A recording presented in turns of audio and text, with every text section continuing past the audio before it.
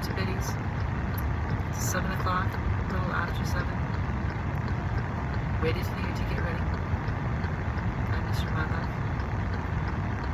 One more try, baby, and stop by the house, as you know. You're right here, honey.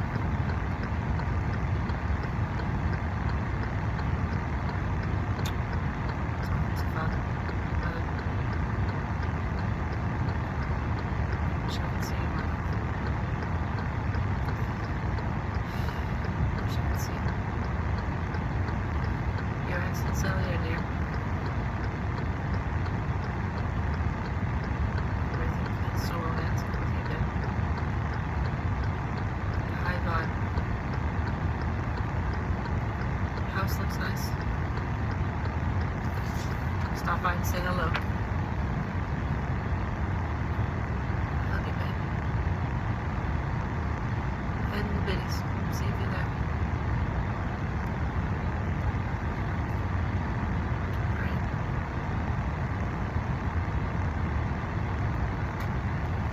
Hi, baby. Gonna go have some breakfast this morning. You want French toast. I love you, babe.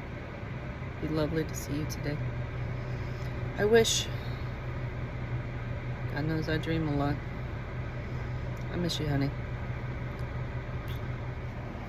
Alright, world. If you watch on TikTok, my TikTok, you see a heavy trial that I went through a little while ago. My job ended, and I was waiting for cases to start. All my contracts had ended, and I felt the end of those contracts. Suffered greatly. I had no money for some time. Father turned it around, as he always does. Took time. That's when your faith has to kick in. You have to constantly keep your faith on high. Remind yourself that in the dark times of your life, Father is the light. I'm not talking about just thinking light. I'm thinking you have to understand how to feel the light. So when you imagine your dark time, do you imagine that there's nothing but darkness around you and that you are in despair? I'm getting pushed again. Do you feel like you're in disarray, and do you feel like you're in despair? Do you realize that if you focus on the center of your heart, here, focus on a white light. Take your third eye and tell yourself you can see it. And tell yourself you can hear every single thing the light has to tell you. And then all of a sudden, you move forward. This is something you need to do subconsciously and consciously when you're in despair and in darkness. You have to speak your truth. Don't be afraid that when you're in turmoil or you're in suffering, that it needs to stay quiet. You can talk to people. You can let them know what is going on in your life without sounding like you're in need. Talking to someone doesn't always mean you're in need.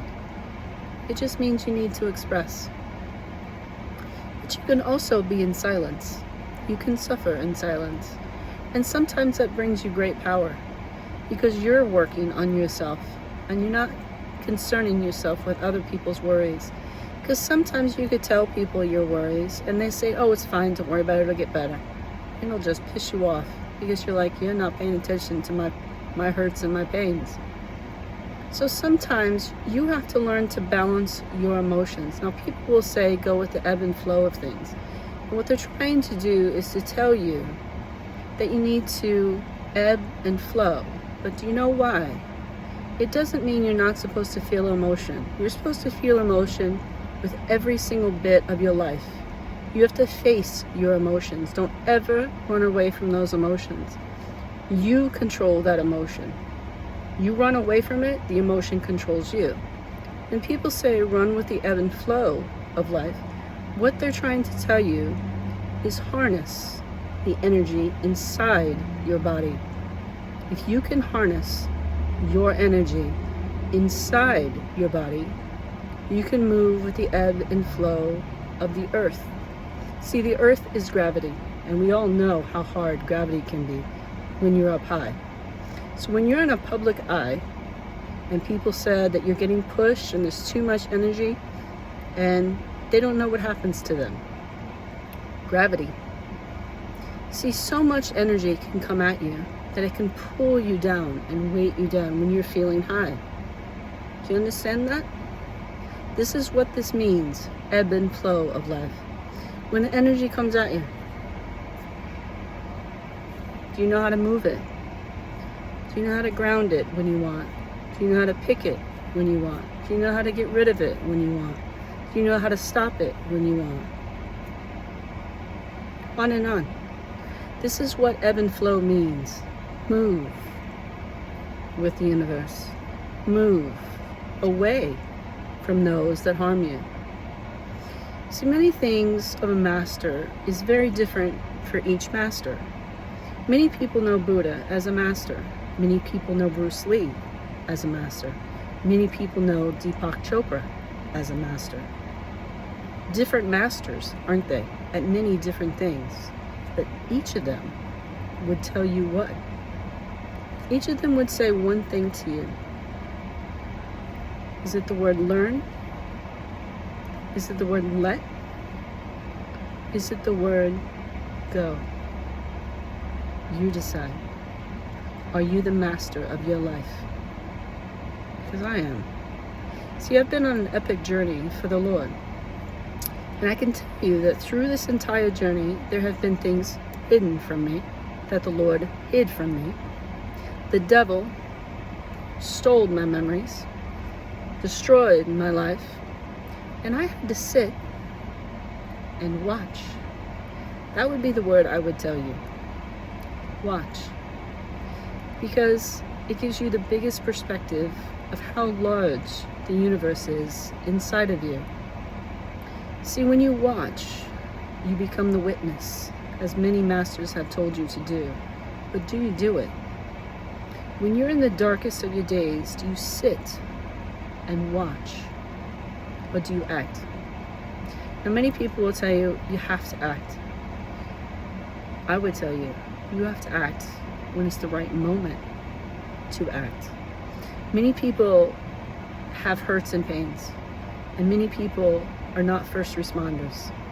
When you're a first responder, you see what's going on.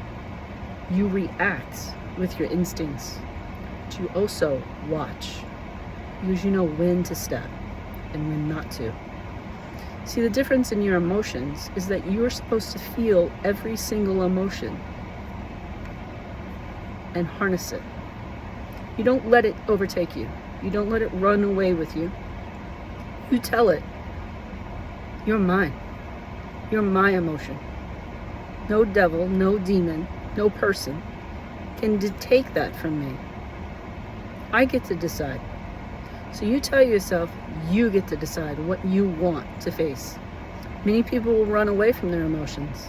Say, I'm not doing that. I don't want any part of that. And God will tell you, I have a long time to work on you. So you let me know when you want to face it. Because sooner or later, you're going to face it, because the universe will be in your face. And that's what happens. You can't ever escape it. You have spiritual work on the earth. Everybody has spiritual dark work on the earth that they have to do. They can't escape it. You could find the most egotistical person in the world that has a ton of money and you think he has the easiest life. I guarantee you, karma runs his life. He's doing nothing but digging a hole that he's going to have to get out of. And that can hit him in all kinds of ways. Karma is very real. Karma is served every day. And don't ever think that you get to decide when karma is served. Karma is served when the Heavenly Father says it's served. It can build on you, and you think everything's going fine. And just like that, karma will come along and give you a tower. And all of a sudden, you gotta change. And you gotta change. And you gotta change quickly. It's better for you to change quickly and surrender. Every single person on this planet that is saved by the Lord is going to eternity. Eternity is real. It is in your heart. It is a new earth on this planet we live on. No other planet. This planet is the new earth. Father came to this planet in flesh and blood. This is where his blood was shed. Earth is the center of the universe. So when everybody sits there and tells you, we all think we're the center of the universe, that's because you are. Father says you are. There are multiple planets out there. There are a ton of different beings of us. But I can guarantee you, your soul has memories of other planets. And you come back to this planet, and you are the ones that go out there and say, there's definitely other aliens out there. Because you've done it. Your spirit has done it. Your spirit can move anywhere it wants. It does not need this physical body to move. It can go to heaven. It can go to other dimensions. It can go anywhere the Heavenly Father's realm is, and that's everything. He can take you anywhere he wants you to go. You can say to yourself, I'm sitting on the planet, he can't take me. Oh, yes, he can. He can take your body and your soul anywhere he wants and put it anywhere he wants. Your flesh and blood is his. It's not yours. He gave it to you as a vessel for you to honor and respect. That doesn't mean he can't call you home and it's no longer yours. So that's the hard truth everyone has to understand. People in your life, they get taken. According to most people, they get taken. No, they don't. They don't get taken. They get called and they go home. The same as you have a calling on earth, you have a calling in heaven. I can tell you, I can sit right here and my spirit can go to heaven because Father demands it. I'm Mary Magdalene from the tomb. He will demand me to go to my chambers in heaven and speak to Mother Teresa, speak to Mother Mary, speak to Peter, speak to John, speak to my guides. On and on and on. Father is my guide. When they say you have other guides, it is help within you for you on earth. But Father is your guide. Father is your way. The Heavenly Lord is the only way. That's not to be religious. That's not to be dictating. That's not to tell you anything other than it is finished. My journey is finished. Do you realize that today I did everything my destiny and fate demands of me? Father demands it of me. He did not put me on this course as a child. He put me on this course as a mature Scorpio. He hid my entire wheel of being a Sagittarius because that's Mary Magdalene. He told me I didn't need it. He told me discover it. Do you understand? I got to discover me today. I'm a caregiver. I have an extreme case. He has Alzheimer's and he's extremely in rough shape. And now all of you know Alzheimer's has massive issues. It is a very, very bad disease. But do you know today, out of all days, August 8th, I can feel my life changing. Today was the day I knew my journey is finished. Now you're gonna have to ask me what that's all about, because pretty soon I'm gonna be doing nothing but fun. The devil's days are behind me. I do not care what this demon tries to do anymore. He cannot silence my voice. You will see me out there.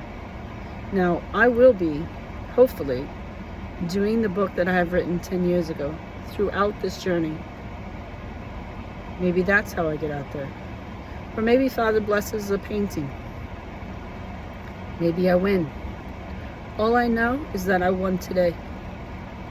I won today. He responded to me so well today. I felt like the devil had no say, that I could make a difference. And I guarantee you, this day, I made a difference. Which means he's in torment. And I'm talking about the devil. The devil's in torment. He thought I could never do it. Never underestimate me. Because if you do, I'm going to throw a card at you.